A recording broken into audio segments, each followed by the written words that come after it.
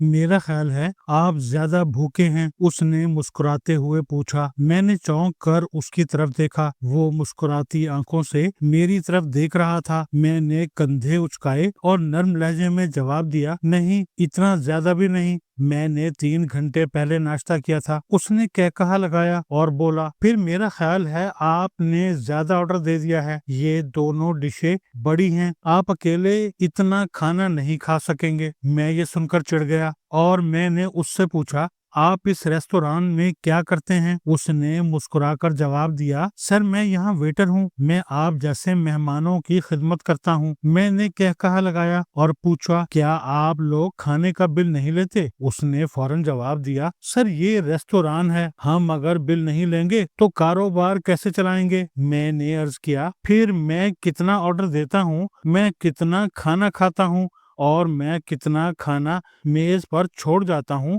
آپ کو کیا تکلیف ہے؟ آپ بس آرڈر لو، کھانا دو اور بل وصول کرو، آپ کو مجھے مشورہ دینے کی کیا ضرورت ہے؟ اس نے کہا لگایا اور بولا، سر آپ کی بات درست ہے، لیکن کھانا ضائع ہونے سے ہمیں اور آپ کو نقصان ہوگا، اور میں اپنے ملک اور اپنے ملک کے سیاح دونوں کو اس نقصان سے بچانا چاہتا ہوں۔ مجھے ہنسی آ گئی۔ میں نے اس سے پوچھا، آپ کو کیسے نقصان ہوگا؟ اس نے جواب دیا، سر دوسری ڈش کسی دوسرے بھوکے کے کام آ جائے گی، آپ یہ ڈش ضائع کر دیں گے تو اس کا اثر کسی نہ کسی شخص پر ہوگا، اور وہ شخص میرا سماجی کولیگ ہے۔ میں نے پوچھا، اور آپ میرے مالی نقصان پر کیوں پریشان ہیں؟ وہ بولا، سیاح خاک کتنا ہی امیر کیوں نہ ہو، اس کا بجٹ بہرحال محدود ہوتا ہے، ہم آپ کی جیب کا جتنا خیال رکھیں گے اس کا فائدہ ہمارے ہی ملک کو ہوگا۔ آپ دوسری ڈش کے پیسوں سے بچوں کے لیے گفٹ خریدیں گے اور یہ گفٹ ہماری اکانومی کو مزید بہتر بنائے گا۔ میں نے کہا لگایا اور آرڈر سے ایک ڈش ختم کرا دی۔ یہ فرانس کے ایک غیر معروف ٹاؤن کا واقعہ ہے۔ میں 2016 میں فرانس گیا تھا۔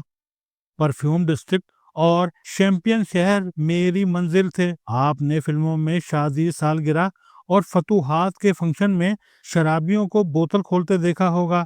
یہ لوگ مستی میں ایک دوسرے پر شراب کا چھڑکاؤ کرتے ہیں۔ یہ فوارے کی طرح ابلتی اور اڑتی شراب شیمپین کہلاتی ہے۔ دنیا کے زیادہ تر لوگ اس حقیقت سے واقف نہیں ہیں کہ شیمپین ایک ٹاؤن کا نام ہے۔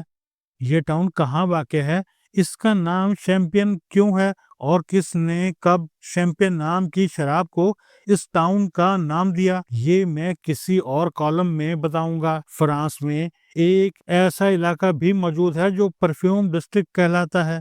دنیا میں خوشبو کے زیادہ تر برانڈ اسی ڈسٹرکٹ میں بنتے ہیں۔ اس ضلع میں میلوں تک پھولوں کے باغات ہیں۔ خوشبو کی لیبارٹریاں اور فیکٹریاں بھی اس علاقے میں ہیں۔ میں ان دونوں جگہوں کو ڈسکور کرنے فرانس آیا تھا۔ میں راستے میں لنچ کے لیے ایک غیر معروف ٹاؤن میں رکا تھا اور اس ویٹر کے ہتھے چڑھ گیا تھا۔ مجھے شروع میں اس کی بات بری لگی تھی، لیکن میں بہت جلد قائل ہو گیا۔ وہ درست کہہ رہا تھا، ہمیں خوراک ضائع نہیں کرنی چاہیے۔ ہماری بچائی ہوئی خوراک سینکڑوں ہزاروں لوگوں کے کام آتی ہے۔ ویٹر کا مجھے ٹوکنا بظاہر ایک چھوٹا سا واقعہ تھا، لیکن اس چھوٹے سے واقعے میں ایک طویل فلسفی چھپی ہے۔ آپ خود اندازہ کیجئے، دنیا میں ہر سال آدھی سے زائد خوراک ضائع ہو جاتی ہے۔ یہ تقریباً 2 ارب ٹن خوراک بنتی ہے۔ یورپ میں ہر سال 24 ملین ٹن کھانا ضائع ہوتا ہے۔ امریکہ کے شہری 40% خوراک چکھے بغیر کوڑا دانوں میں پھینک دیتے ہیں۔ ایشیا میں بھی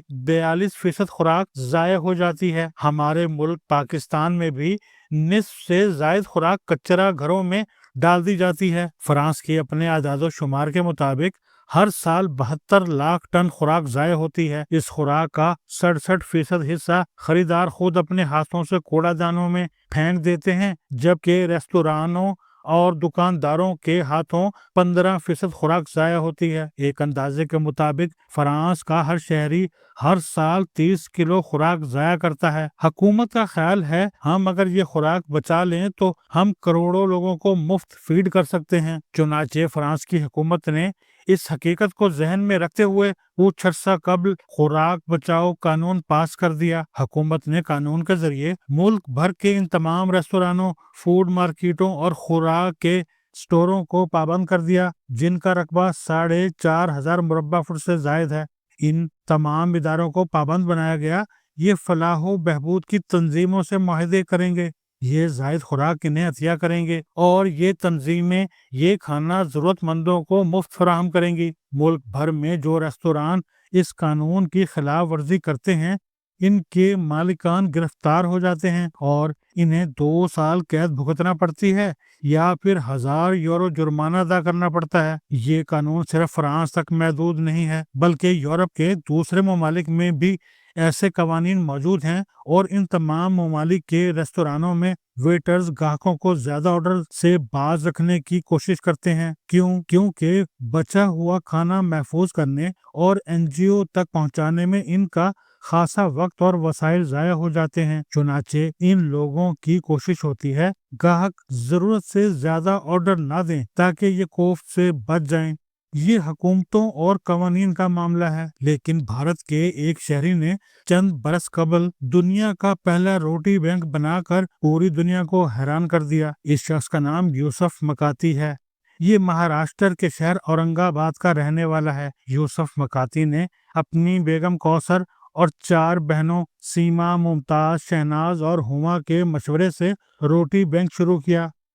یہ ایک اچھوتا آئیڈیا ہے۔ یہ لوگ مخیر حضرات سے روٹیاں اور سالن جمع کرتے ہیں اور یہ کھانا ضرورت مندوں کو دے دیتے ہیں۔ یوسف مکاتی کا بینک صبح 11 بجے کھلتا ہے اور رات 11 بجے تک کھلا رہتا ہے۔ یہ لوگ مخیر حضرات کو بیگ فراہم کرتے ہیں۔ ہر بیگ کے اوپر کوڈ نمبر لکھا ہوتا ہے۔ مخیر حضرات بیگ میں کھانا ڈال کر بینک میں جمع کرا جاتے ہیں اور یہ لوگ یہ کھانا گرم کر کے ضرورت مندوں کے حوالے کر دیتے ہیں۔ شہر کا کوئی بھی شخص ایک سادہ فارم پر کر کے اس بینک کا ممبر بن سکتا ہے۔ مخیر حضرات دن میں جتنی بار چاہیں کھانا عطیہ کر سکتے ہیں۔ یوسف مکاتی کو پہلے مہینے 250 ڈونر ملے۔ یہ ڈونر 1000 لوگوں کا کھانا فراہم کرتے تھے۔ ڈونرز کی تعداد اب ہزاروں میں ہے جبکہ روزانہ 20,000 لوگ روٹی بینک سے کھانا کھا رہے ہیں۔ یہ بینک ہر مذہب، رنگ اور نسل کے لوگوں کو کھانا دیتا ہے۔ شہر کے شادی ہال بھی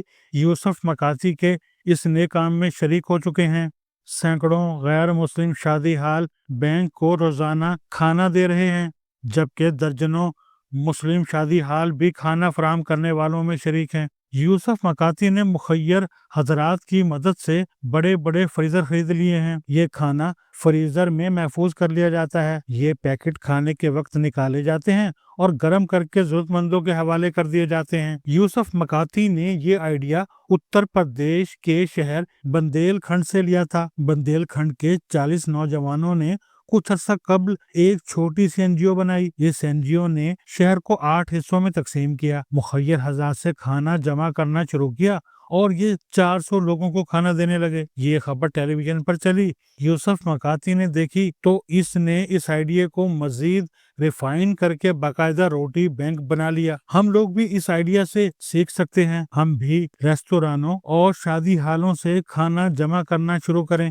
ہم محلے کی سطح پر روٹی بینک بنائیں، محلے کا ہر گھر زائد کھانا پیک کر کے روٹی بینک کے حوالے کرے اور یہ بینک کچی آبادی کے لوگوں کو کھانا پہنچا دیں تو آپ اندازہ کیجئے ملک میں کتنا بڑا انقلاب آ جائے۔ کاش ہمارے ملک میں بھی یوسف مکاتی جیسے لوگ سامنے آئیں اور کاش ہماری حکومتوں کو بھی فرانس کی حکومت کی طرح احساس ہو جائے۔ کاش یہ بھی خوراک کے تحفظ کا بل پاس کر دیں، یہ بھی گٹروں کی طرف جاتی خوراک کا رخ بھوکے ہونٹوں کی طرف موڑ دیں، یہ بھی دنیا کو مسلمان ہونے کا احساس دلا دیں۔ یہ معمولی کام ہے۔ ہماری حکومتیں اور ہمارا معاشرہ یہ معمولی کام بڑی آسانی سے سر انجام دے سکتا ہے۔